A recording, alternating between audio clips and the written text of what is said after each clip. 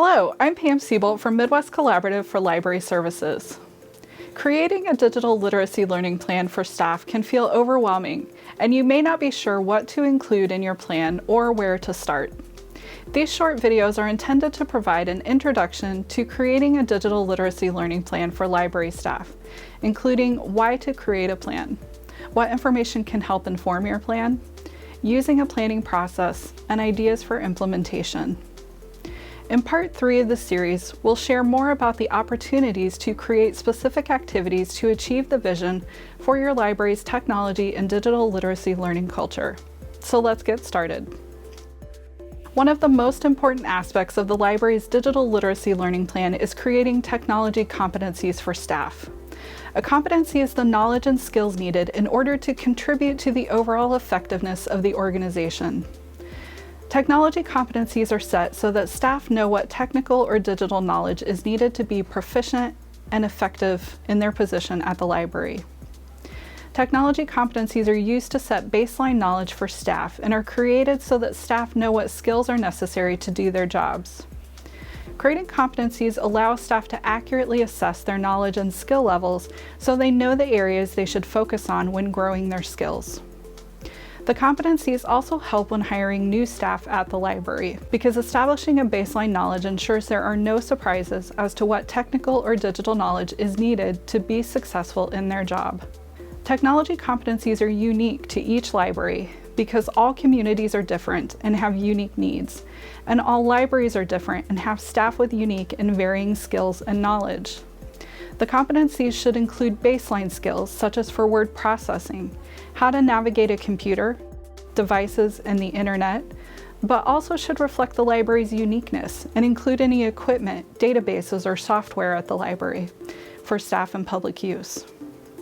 This should also include specific skills or knowledge needed, such as knowing technology terms, being proficient in troubleshooting, and even where to locate specific support resources such as phone numbers for vendors or how to reset equipment.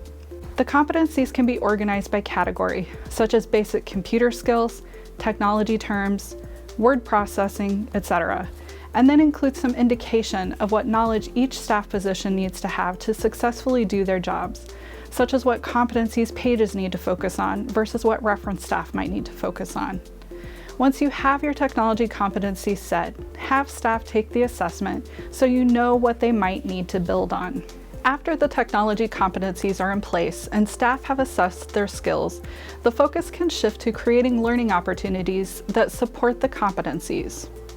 In planning and designing the learning opportunities, think about what work will need to be done and how it needs to be done, what resources might be needed to accomplish any training, who needs to be involved, and what type of training might be needed to support learning goals.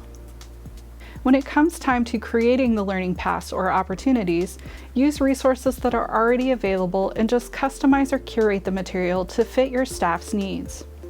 Some resources available include training provided by Google or Microsoft, GCF Learn Free, LinkedIn Learning, PLA's digitallearn.org, Tech Boomers, and many more.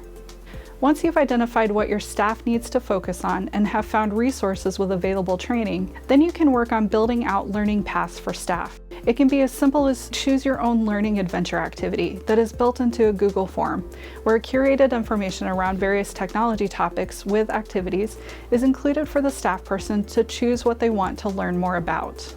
You could also create learning groups or a learning buddy, where the group is committed to helping each other learn.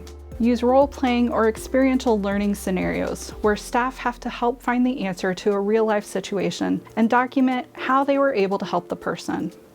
The goal is to make the learning opportunities useful, but also fun and interactive.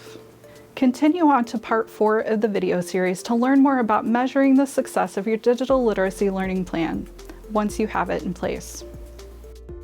We hope that the information shared here will help you as you build a culture of learning around technology and digital literacy for staff at your library.